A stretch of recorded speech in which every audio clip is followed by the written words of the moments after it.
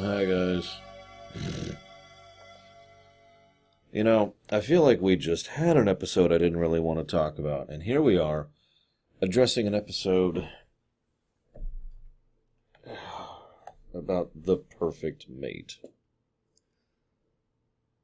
As always, please be civil.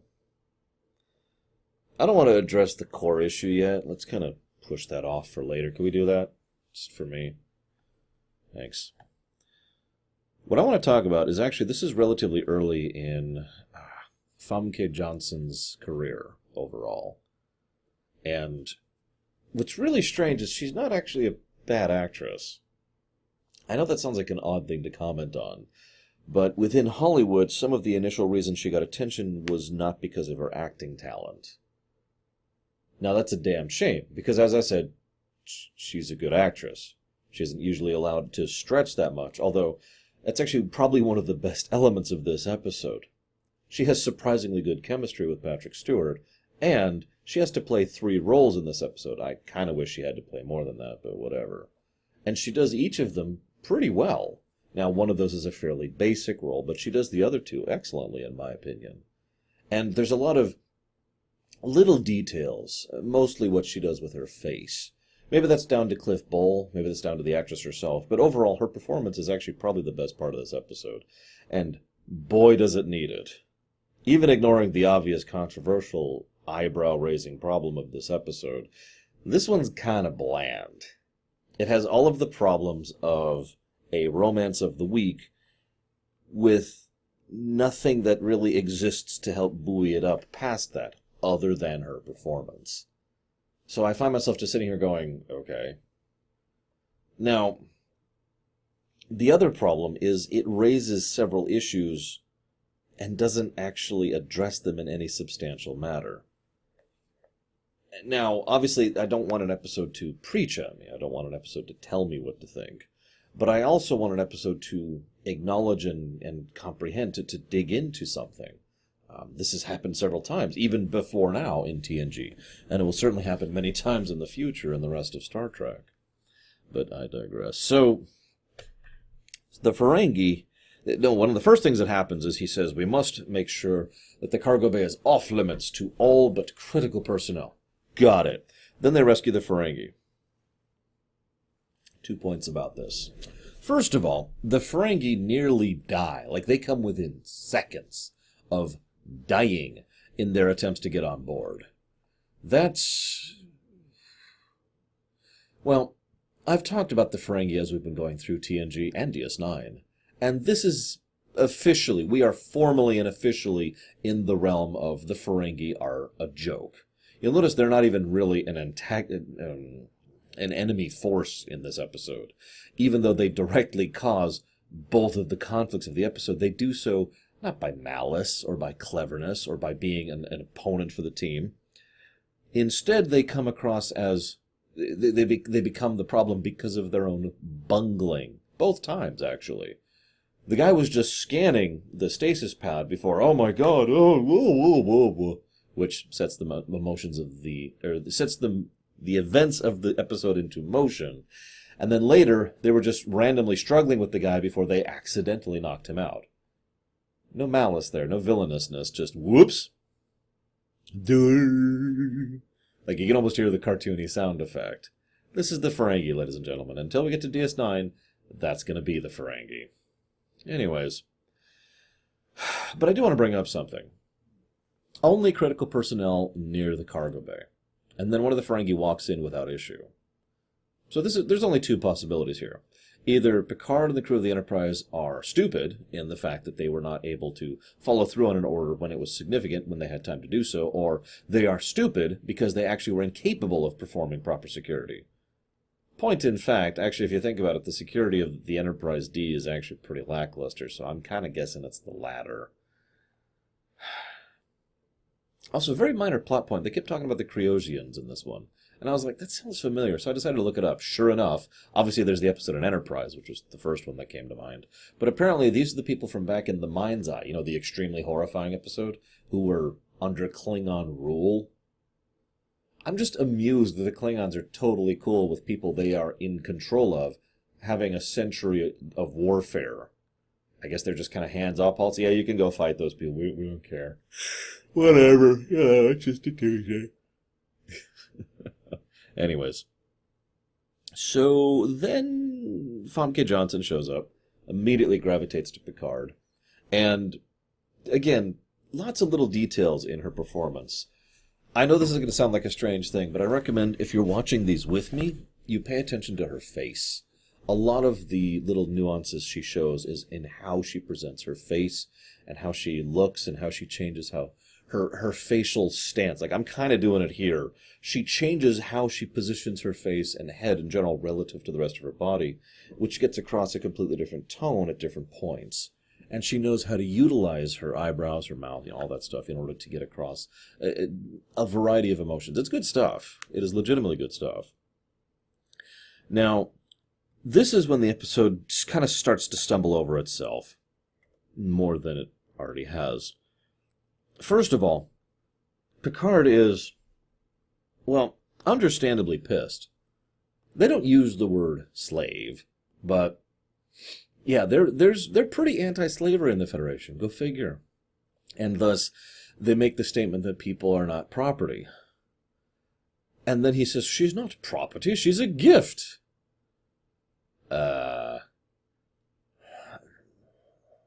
That's not much of a defense.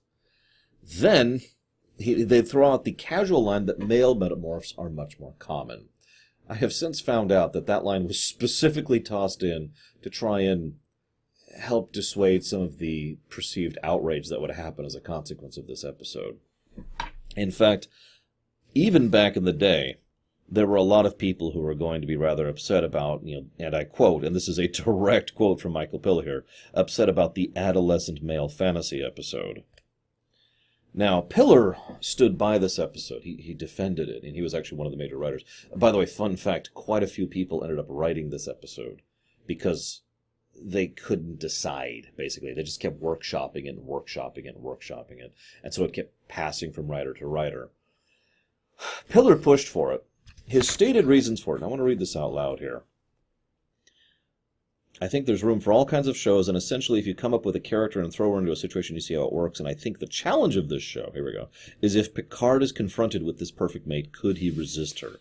The fun is seeing him resist, and he's doing all these things to try and resist, and does he resist? You have to decide. The thing is complicated by the fact that he knows she does it just for him, and the idea is, how do I deal with this when there's something about her that I'm attracted to? And thus, that is, according to him, his core premise here. Which I suppose means we need to discuss the core problem with this episode. But before we get there, I want to mention 3 other things, just real quick, rapid fire here. First of all, damn it, Riker. Keep it in your pants. Come on. I mean, I don't blame him. I mean, Famke Johnson, come on. But come on, dude. Second of all, Picard and Crusher have an interesting little argument over breakfast. And what I like most about the argument is that they both agree, but they disagree on what they're going to do about it. Crusher is, of course, arguing from pure morality, from what I like to call, and I have referred to many times, as the microscopic perspective, the perspective of the individual. She sees a person, the end. Picard agrees with her completely and is just as bothered by all the things. However, he is basically like, I'm just going to let this be as is. Why? Because he is arguing from the macroscopic perspective, the perspective of borders and treaties and national territory and wars. That's the perspective he's taking. And that makes perfect sense. She's a doctor, he's a captain. It's just a nice little scene, and as usual, it's good stuff. In fact, the two actually have another wonderful scene later in this episode, which sadly I don't actually have much to say about in specific other than that it's a treat. As usual, the two manage to bounce off each other perfectly. There's even this great moment where Picard's like, can I take off the uniform for a second? And she says, Jean-Luc. But she says it in a very specific way, in a, I know what you're talking about, I'm just pretending to be scandalized by it kind of a way. It's good stuff. It's good stuff. Anyways, third point, Famke Johnson herself. I don't know if you're aware of this, but she actually auditioned to be Jadzia Dax over on Star Trek Deep Space Nine. I wonder what that would have been like. Oh, don't mistake me. I actually like Terry Farrell quite a bit, and as I've talked about in the DS9 stuff, she definitely grew as an actress as the show got on, and learned her trade better, basically. Because she wasn't all that great early on, but she definitely was later, and she's grown on me more than I thought she would. But I bring that up because you might be thinking these people look a lot like Trill, and the specific reason why, if you're remembering, is because of the whole making it up as we go nature of the Trill in Deep Space Nine. And the whole reason they did the spots was because Famke Johnson auditioned for Dax, and they were thinking, oh God, because remember, they originally had the different makeup. In fact, there's pictures of Terry Farrell in the original Trill makeup, which conforms to The Host, I think is the name of the episode. And they were like, no, you can't do that. We need to do another makeup. So they kind of had to make up with another makeup on the fly. And then they remembered Famke Johnson, who was also auditioning for the role, who had this spots makeup. And they're like, we'll just do that. Just weird how stuff like this lines up sometimes. All right, let's go ahead and get to the core problem. So we have an episode about a woman who can empathically detect what men want and sets off pheromones like crazy, which turns them on in addition to being desirable from a mental perspective. So the idea here is that this woman is supposed to be both mentally and physically desirous. Then you add on top of that the fact that she enjoys, by her own statement, being enjoyed, to give to others. We also find out as the episode goes along that this woman has basically never been alone and doesn't even know how to properly process who she is when she's alone. It is entirely reasonable to say that there is no such thing as her when she's alone. Now, that being stated, there's some little niggles in that, and I want to discuss that later, but this is the core problem. The core problem is choice, in my opinion. And I say in my opinion. I've argued this point many times with many people over many years, and I know a few other Star Trek YouTubers have also brought up this exact same point. Because if a human being who is not being coerced, has not been programmed, has not been anything, walks up and says, I want to be the perfect mate to this other person, and they want that, and they enjoy that, then that's okay. At least in my opinion. Because that's their choice. The problem is, how much of this is her choice? How much of a self-identity does she have? How much capacity does she have to make her choice? One of the reasons children usually aren't allowed to make choices in certain elements is because they're determined to not be cognizant enough, they're not developed enough to understand the choices they're making. And it's also why people tend to look... So that means someone who doesn't have enough experience isn't usually considered to be able to make a choice in all circumstances. Same thing with someone who is being coerced. Same thing with someone who has been raised in a certain way. There are all sorts of weird and unfortunate gray areas here, gray leading in black, about people who are making a choice, but arguably are not doing so of their own volition. Or perhaps they're not making an informed choice. And that is the core issue here. Is she making an informed decision to be the perfect mate? Or is this something that is being forced upon her thanks to upbringing or cultural responsibilities or actual programming or whatever? And I don't know the answer to that question.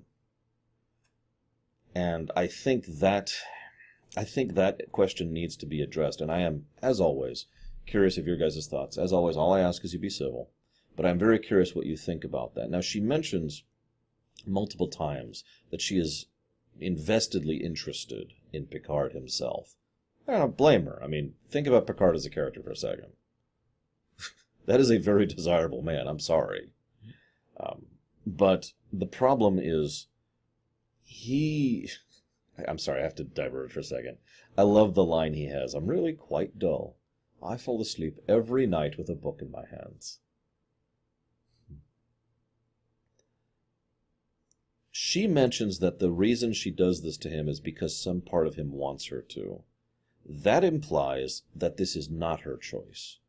Later on in the episode, however, she admits that she thinks to herself she likes who she is when she's with him, which implies that it might actually be a choice.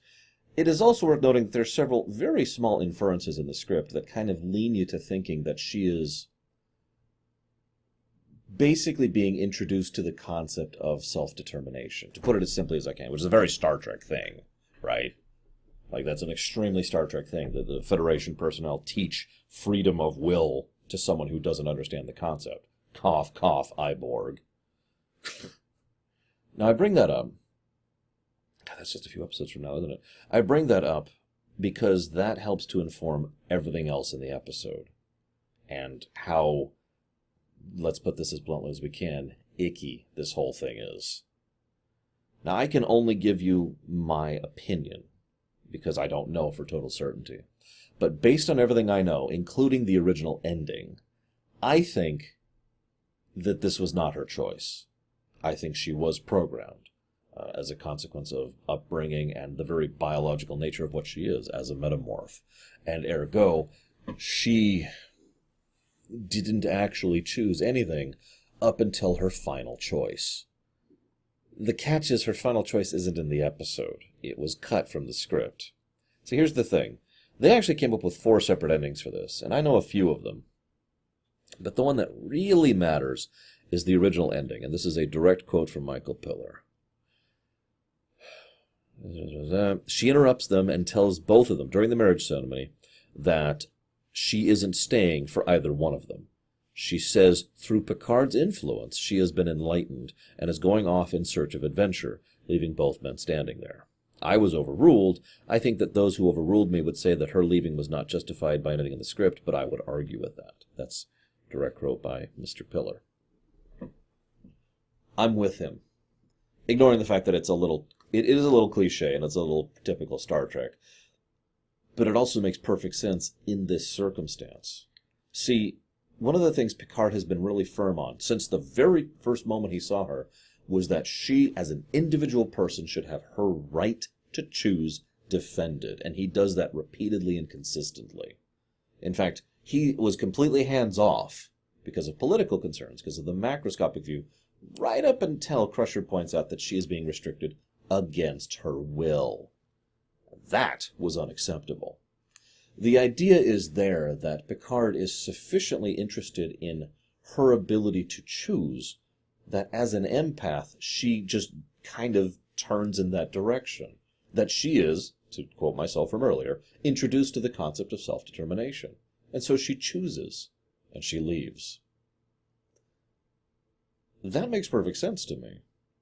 It's still a little bit horrible because it means she didn't choose up until that moment, but it does mean she chose in the end. Unfortunately, with the ending we did get, which is her deciding to go forward because of duty and responsibility, it is entirely possible that that is her not choosing, that she is still the slave, just like she was to begin with, and that she is only this way because she bonded with Picard, and as a consequence she now has that whole sense of responsibility, duty, etc. thing going for her. Yay. I mentioned she plays 3 roles. Role number 1 is what I like to call the seductress, which is exactly what it sounds like.